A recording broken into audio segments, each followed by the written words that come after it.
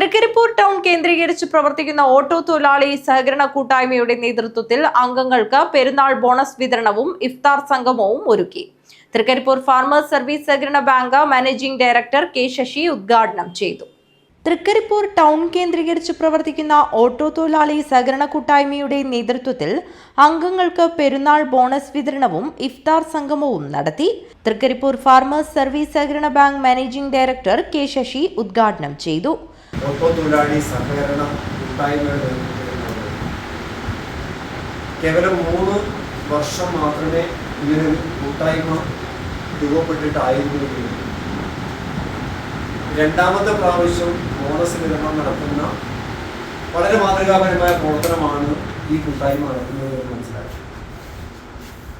നേരത്തെ സൂചിപ്പിച്ചതുപോലെ തുകയുടെ വലിപ്പമല്ല,